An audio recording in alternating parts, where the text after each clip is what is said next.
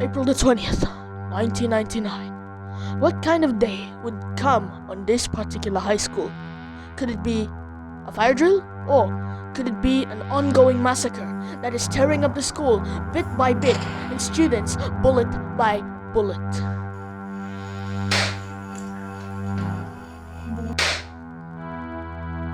This is a recreational documentary talking about how rebel pride in CHS has been taken away, and we'll understand how, what, and why there was a Columbine crisis.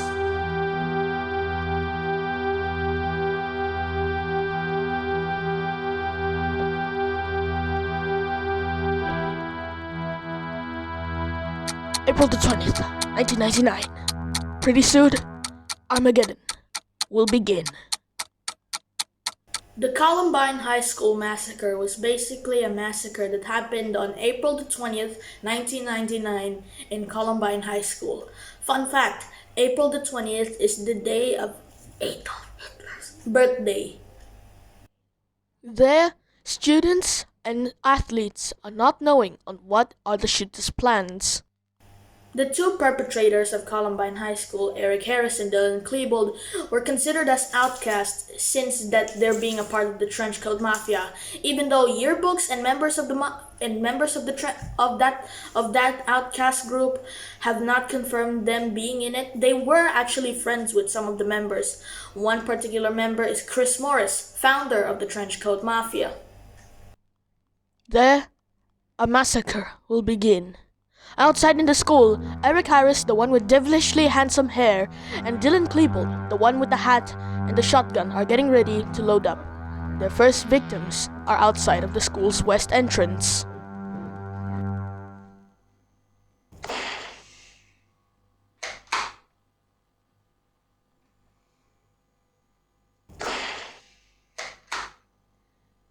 Student Rachel Scott and student Richard Costado have been injured, and Eric takes another hit on Rachel.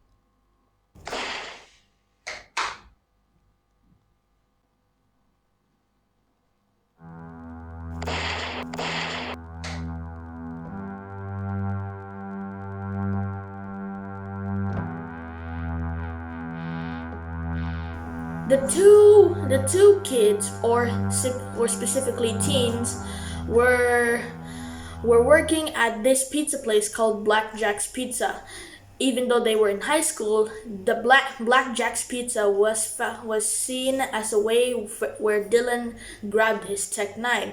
Well, basically, Dylan had bought the Tech 9 from his worker, and he kept a double-barreled shotgun in his house. Eric, on the other hand, had made his friend Robin Anderson buy the carbine and the pump-action shotgun used in the shooting. There, Eric takes his gun.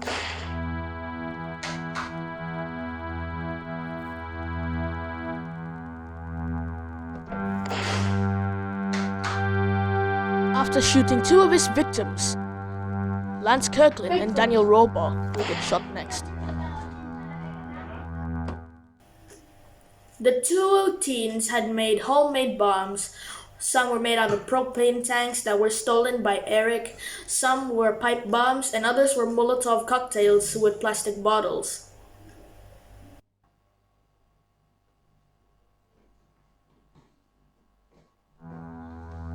There, outside of the grassy knoll in Columbine High School, Eric later reveals what is underneath his trench coat.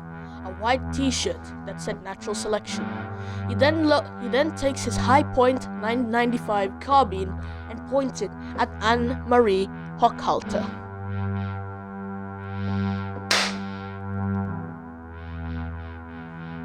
Eric meets Dylan later.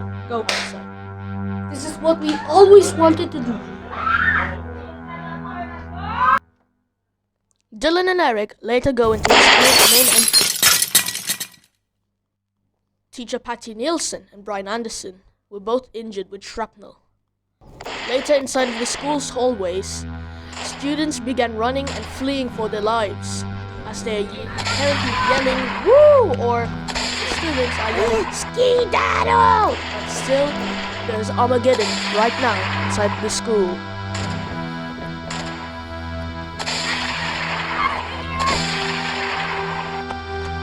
More students flee on the other side of the school, where Eric and Dylan save their first victim.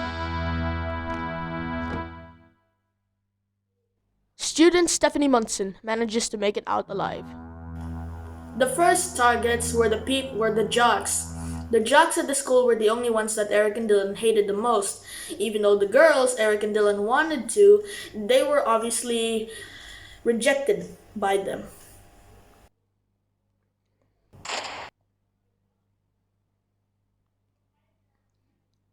Dave Sanders is critically injured, and the killing spree in Columbine High School is still ongoing. In the next 7 minutes, Eric and Dylan are now getting ready to perpetrate into the library, which is on top of the cafeteria. Everyone with white hands, stand up or beg for mercy. There, in the library, Patty Nielsen, the aforementioned injured teacher, is taking a phone call. 56 students are hiding, and then Eric Harris said this quote. Fine.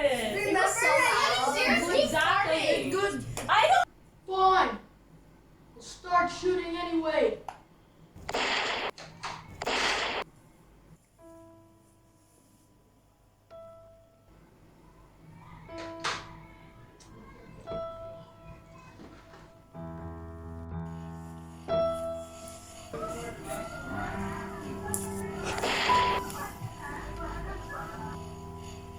After murdering 16-year-old disabled student Kyle Velasquez, they are now ready to take on into a gunfight with the cops. This has been the second gunfight ever since the first one outside, which is not mentioned on the screen. And sorry if I'm breaking the fourth wall.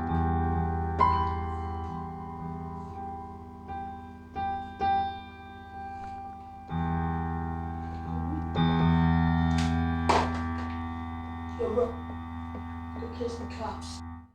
The gunfight later ensued out of the window, continuing while Eric Harris and Dylan Klebold were dodging the bullets. There, Dylan had decided to kill some more students without that name of Harris.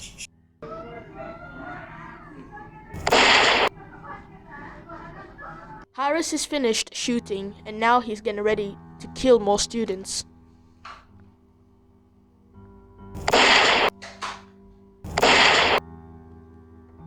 After murdering Stephen Cano, he's now gonna murder a Christian student.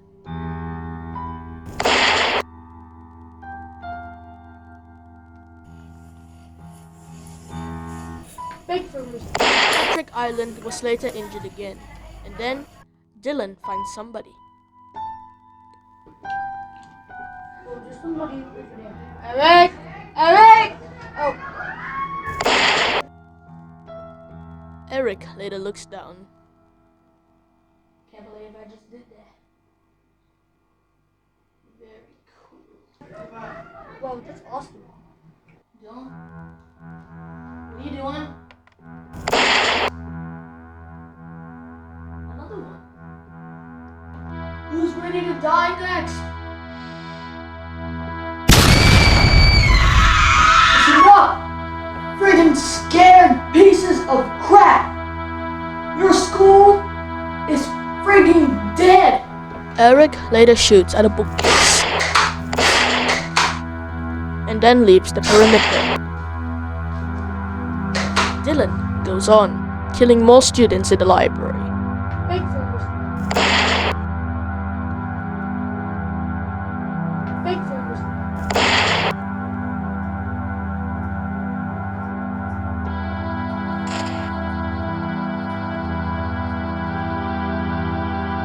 Eric later finds more students hiding.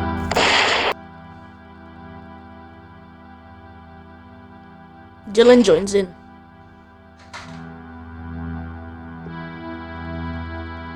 And the phone line left by Patty Nielsen records the sound of gunshots hiding in the library. As more students die, another two were injured. After the shooting, a SWAT team opened up into the school and prepared for hell as they were about to take down every single shooter that was in the school, even though there was only two, which was of course Eric and Dylan.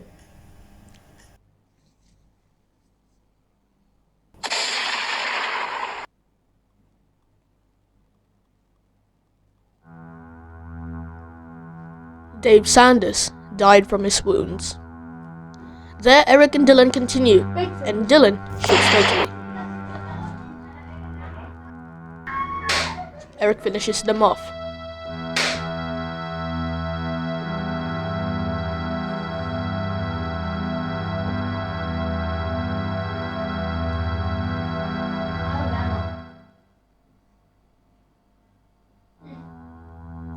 The killing spree in the library has ended, and now Eric and Dylan are walking in the hallway, where they're about to detonate a bomb in the cafeteria. There, 10 students had been killed, and the rest fled. Eric now tries to detonate one of the two 20-pound propane bombs, making it his first ever suicide bid in the entire massacre. Eric, only using a small amount of his ammo, is already running out. And later, Eric and Dylan return to the library for one last time. The lights have went out and now they have nowhere to go. But the only way to go is to end everything off. Dylan has to get his ammo and later goes on into the windows, shooting at the cops and the car bombs that they had planted earlier. Eric decides to look back, thinking about what on a massacre he has done, but then agrees with Dylan. They enjoy with one final gunfight with the police, and then later finish each other off. The shooters had planned the entire school many years before the entire massacre happened, and they chose April the 20th, hence it was the day of Armageddon, also known as Judgment Day. So there you have it, 2 killers and 1 school. And for that we say goodnight, good luck and good morrow. And thanks for watching Disasters of Yesteryear episode 3.